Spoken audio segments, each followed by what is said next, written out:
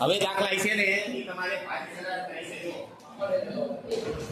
ભારી સરેરાશ થાય છે હવે એ રીતે વારાફરતી 4 1 એટલે કે એને 6 સૂત્ર એટલે 6 રીતના દાખલા આવશે એમાં આપણે કેવી રીતે જોઈએ સરેરાશની રીત હવે આવશે ભારી સરેરાશ તો એનું સૂત્ર પહેલા આપણે લખીએ પછી દાખલો કરીએ ભારી સરેરાશ એટલે તમારે કોષ્ટક બનાવવું પડે એ કોષ્ટક તમે બનાવો એમાં લખ્યું છે વર્ષ નફો અને ભાર આપણે જાતે આપવાના લાવો ચોપડી આપો દાખલા નંબર 6 આવ્યા નીચેની માહિતી પરથી ભારિત સરેરાશ નફાની રકમ શોધો જો એક ખાનું બનાવો પેલા વર્ષ પછી આના ખાનું બીજું નફો ત્રીજું ખાનું ભાર અને પછી ખાનું બનાવો ભારિત નફો 4 ખાના પેલા બનાવવાના પહેલો આ ખાનું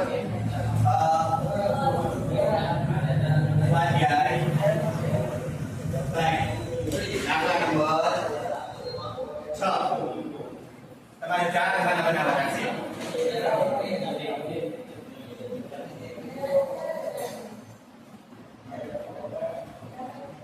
આ ડેટા હોય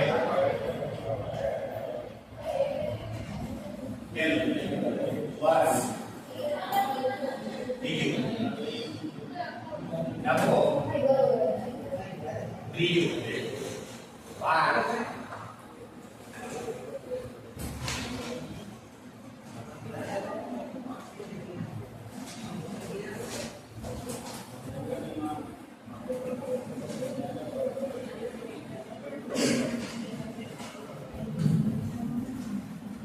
ચાર ખાના બનાવ્યા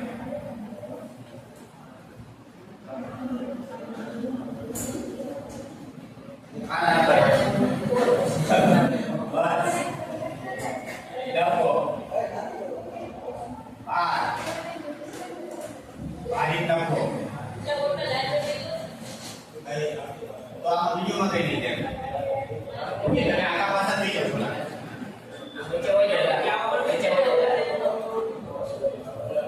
એ લાઈન વેરી ના કરે થોડા દિવસ ઓલા બોલી જેમ કે પતા નહીં આવે ના હવે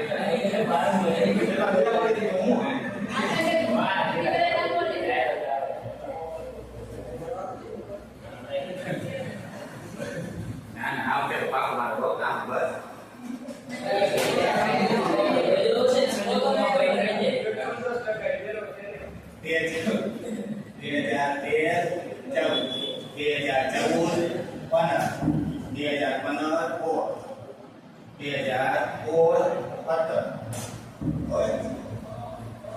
નફો મળે છે 80 20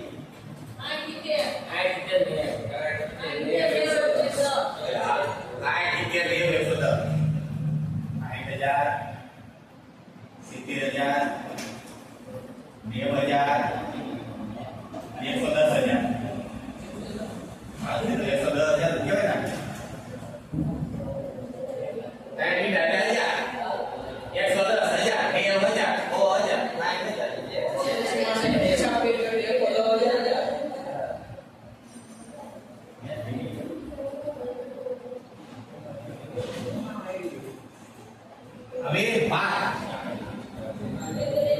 1 2 3 અને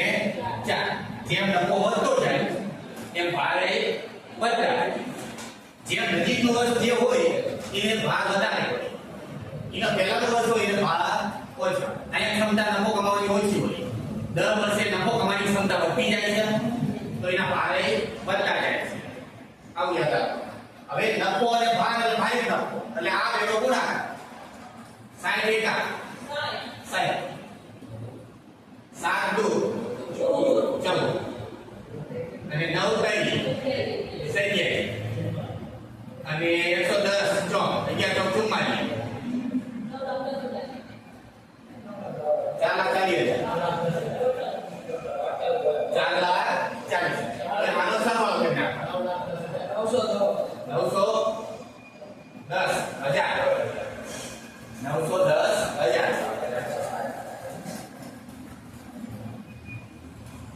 હવે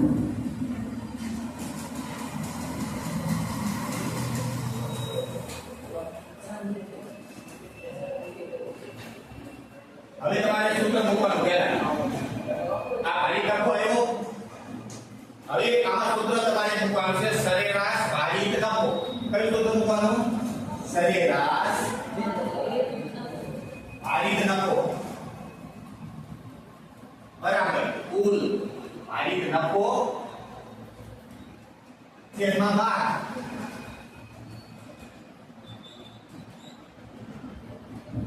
કુલ ભારિત નફો છેદમાં કુલ ભાર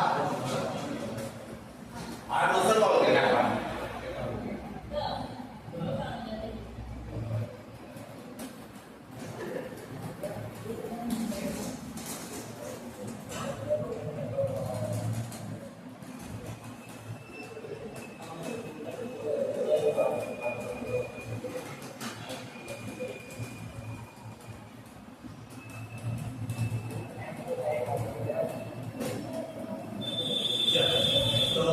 ભારિત નફો આવ્યો 9,10,000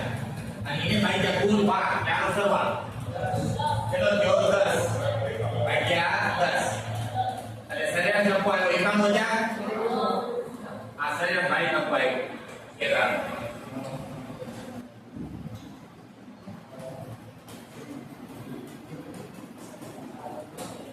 હવે આગળનું સૂત્ર તો સેમ જ છે આગળ બોલવાની બસ તો દાખલો પૂરો 5 દિવસો હે આવા પૂછાશે અને એક નફાનો જે આવશે મૂડીકૃત કરવાનો એ ફરજ આયમ મૂડીકૃત નફાનો દાખલો પૂછાય આગળમાં તો તે 11 પાંચ કેટલા વાર કરતી જશે 11 ને 11 એટલે આ સેલ દાખલા છે ખૂબ એટલે જેને બહુ સમજે ન પડ્યું હોય એને તો આજે આપણે કરવું જોઈએ ફરજિયાત ચલો એના પછી દાખલો જોડો દાખલા નંબર 7 નીચેની માહિતી પરથી બાબુલાલ અને કાંતિલાલ ની ભાગીદારી તેમની પાઘડીની કિંમત છેલ્લા 5 વર્ષના ભારિત સરેરાશની 3 વર્ષની ખરીદીને આધારે નક્કી કરો જો નફો વધતો જાય છે સેમ ટુ સેમ માહિતી પહોંચી જાવ અહીંયા અને પછી પાઘડીનું સૂત્ર લઈ નાખો પાઘડીનું સૂત્ર બહુ ઈઝી છે પાઘડી બરાબર આવવા નફો સરેરાશ ભારિત નફો ગુણ્યા ખરીદીના વર્ષો ગુણ્યા ખરીદીના વર્ષો આ સૂત્ર શું કહેવાય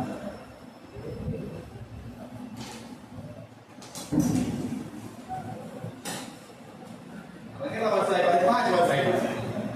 અને ખરીદીના વર્ષો કેટલા આવ્યા છે તારે વડે પૂરવાના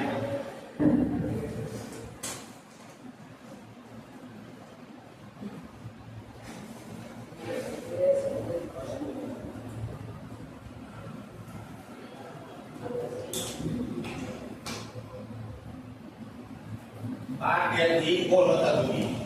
2012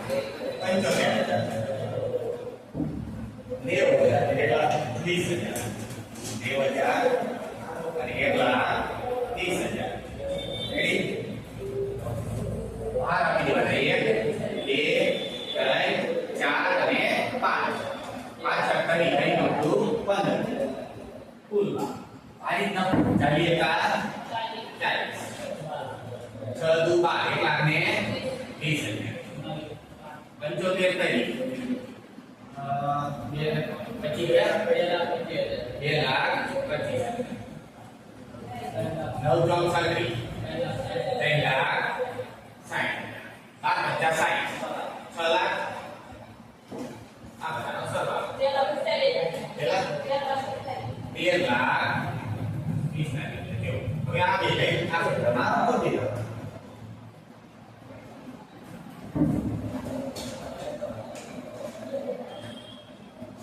9 ને 11 ને 12 ને 13 ને 20 ને 21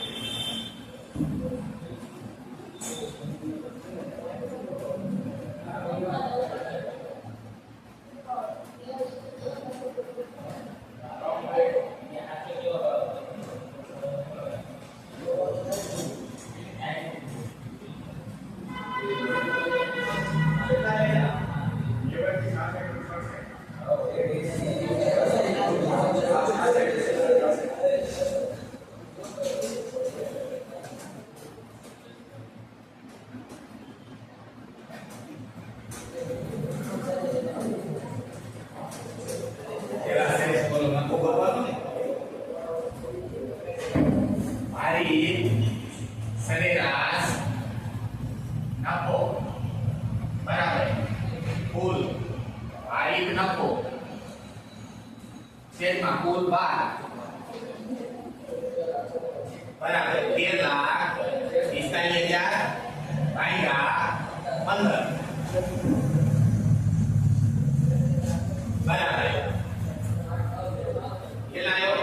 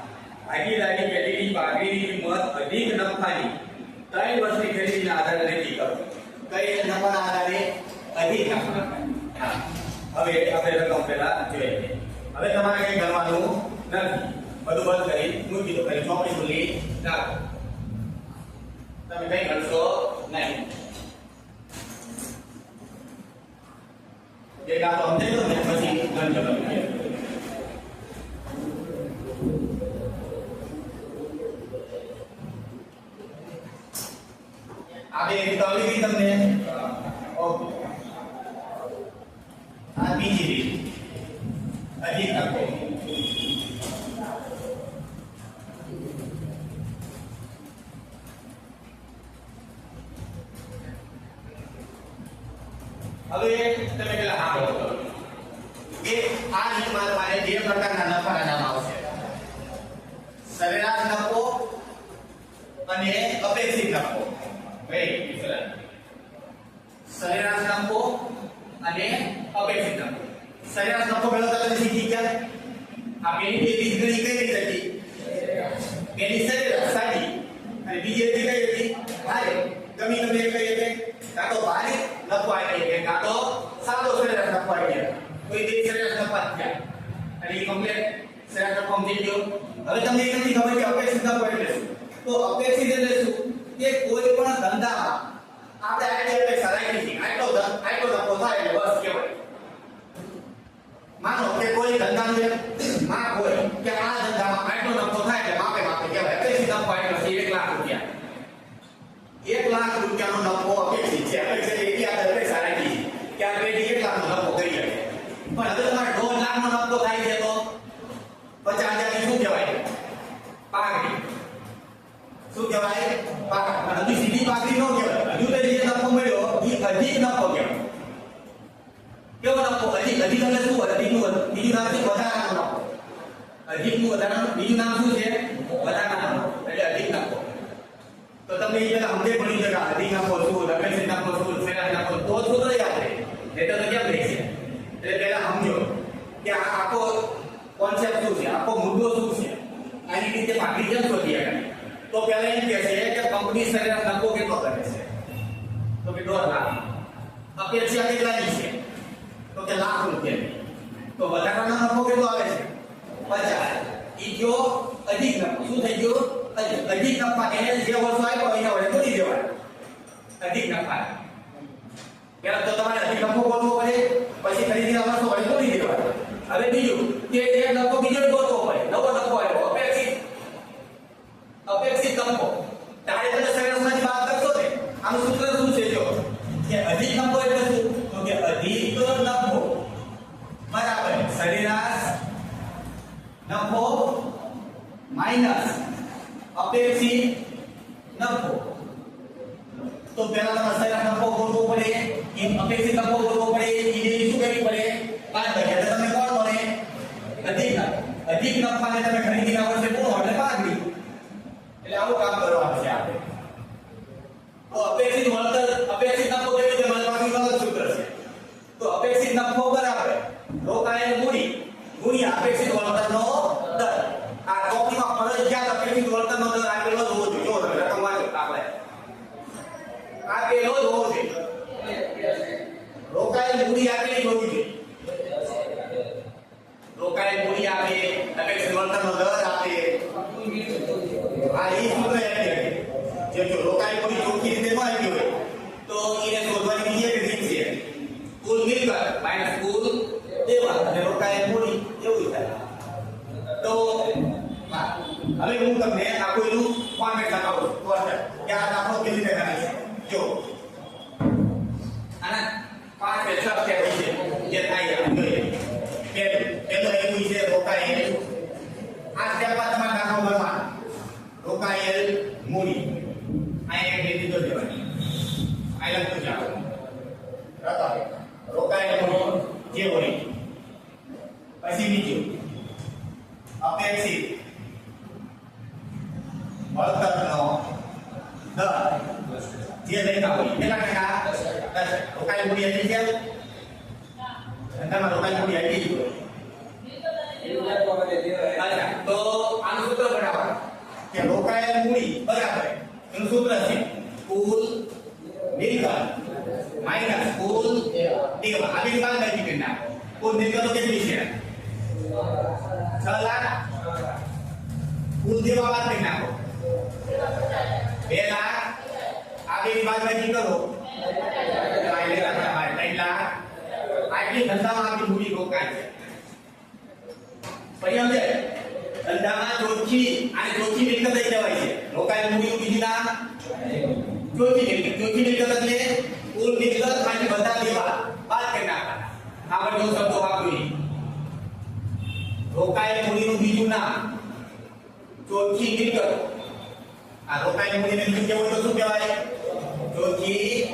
મિલકત એટલે શું કે દેવા વગરની કુલ મિલકતમાંથી કુલ દેવા બાદ કરી દેવા કે તમારી પાસે 50 લાખની મિલકત છે અને 10 લાખનું દેવું છે તો ચોથી મિલકત કેટલી તમારી 40 લાખ પછી આપણે દેવા બાદ કરી દેવા સુધી પછી કરવા ઈ મૂડી આવી રીતે ભાઈ રોકાય આટલી ધંધામાં તમારી ચોખ્ખી મૂડી રોકાય છે અત્યારે હાલ અપેક્ષિત વળતરનો દર તમને કેટલા ટકે નફો મળી તેવું છે ધંધામાં જે અત્યારે 10% ની અપેક્ષા તમે રાખો છો ઓકે હવે તમારે બે નફા જોઈ છે આ કામ થઈ જાય તો વાંધો નથી એક સરેરાશ નફો જોઈ છે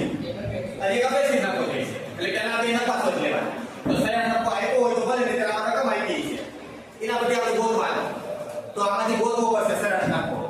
તો આ પેલા હું ગોતી લઉં છું સરેરાશ નફો આપણે સૂત્ર લખ્યું છે બરાબર કુલ નફો છેદમાં કુલ બસ હવે આ સરવાળો કરી દેવાનો બધાનો નફા લખ્યું છે આપણે બોલતા જાય નફા 80,000 વત્તા 70,000 કેટલા વર્ષનો નફો હતો આ 60 ભાગ્યા 60 બરાબર કેટલા છે 80,000 હા થઈ ગયું આ 80,000 આને આપવાના આમ જો ભાઈ રેડી હવે સરેરાશ નફો આવી જાય પછી કયો નફો જોઈએ છે અપેક્ષિત નફો તો અપેક્ષિત નફાનું સૂત્ર મૂકીશું અપેક્ષિત નફો બરાબર રોકાયેલ મૂડી ગુણ્યા અપેક્ષિત વળતરનો દર રોકાયેલ મૂડી આપણે લખી છે બરાબર 3,50,000 એને ગુણ્યા અપેક્ષિત વળતરનો દર 10% યસ બાર લખવાના 5 રેડી આ ધંધાની અપેક્ષા 5,000 નીચે નફો કમાવાય પણ કંપની કેટલો નફો કરે છે જો અમારા કેટલો નફો કરે છે કંપની 80 તો આમાં અધિક નફો છે હા તો અધિક નફો હવે અધિક નફો સૂત્ર આ બીજી વાત કરી કે અધિક નફો બરાબર આપણે પેલા લખવાનું સરેરાશ નફો માઈનસ અપેક્ષિત નફો બરાબર 80,000 માઈનસ 5,000 આ આવ્યો અધિક નફો હવે સીધું પાકડી સૂત્ર જો છઠ્ઠું હવે સીધું પાકડી બરાબર સૂત્ર છે અધિક નફો ગુણ્યા ખરીદીના બસ બરાબર અધિક નફો એટલે 45,000 એને ગુણ્યા ખરીદીના વર્ષો કેટલા આવ્યા કંપનીમાં 45 ગુણ્યા 1 લાખ આપું બાપાની જો રે સ્ટેપ બાય સ્ટેપ હાલતું જાવ અને હું તો કહું છું તમારે આમ હિન્દુ યાદ રાખવું તો હાલે જો સાંભળો લખતા નહીં કરતા સાંભળો આ સૂત્ર તમને જો પેલું સૂત્ર શું પાકી પેલું સૌથી પહેલું સરેરાશ નફો ગુણ્યા ખરીદીના બસ રેડી બીજું સૂત્ર શું હતું સરેરાશ હારી નફો ગુણ્યા ખરીદીના બસ રેડી ત્રીજું સૂત્ર અત્યારે આપવામાં શું આવ્યું અધિક નફો ગુણ્યા ખરીદીના સેમ સૂત્ર છે કરી હવે પછીના સૂત્ર પર છે હવે કોઈમાં આ સૂત્ર પર આ ફોર્મેટ નહીં આ દરેક બી સુધી તમારું સૂત્ર આ એક જ યાદ રાખો ગુણ્યા ખરીદીના હવે એક જ સૂત્રમાં ખરીદીના વર્ગ નહીં આવે આમાં જ આવશે એટલે તમારે બધું યાદ રાખવાનું સરેરાશ હારી અને અધિક એમાં એક જ પેટર્ન ગુણ્યા ખરીદીના વર્ગ જે દીધી હોય એને ગુણ્યા ખરીદીના વર્ગ સરેરાશ નફો તો ખરીદીના વર્ગ હારી સરેરાશ નફો ખરીદીના વર્ગ અધિક નફો તો ખરીદીના વર્ગ એટલે આખું પેટર્ન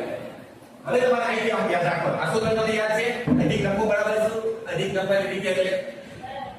અધિક નફો ગુણ્યા ખરીદીના બસ આગળ સૂત્ર યાદ હોય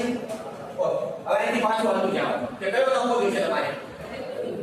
જો એ ઉપર સૂત્ર છે અધિક નફાનું સૂત્ર સરેરાશ નફો માઈનસ અપેક્ષિત નફો તો હવે ઉપર જો અપેક્ષિત નફો છે એની ઉપર સરેરાશ અને આ જે વસ્તુ તો બતાવેલું કોઈ ચોકડીમાં ત્યાં દેશને નહીં હોય તો આવી રીતે સ્ટેપ બાય સ્ટેપ ભણાવે અથવા તમને મગજમાં પહેલી હોય તો આમ સીધું લખો તો વાંધો નહીં કે મારે 2 લખવા જોઈશે એની બાદ ભાઈ જોઈશે એટલે ઠીક લખો મળશે અને એ એવો પૂરી છે એટલે પાઘડી મળશે આમાં હેલું છે એને એમ યાદ રાખો વાંધો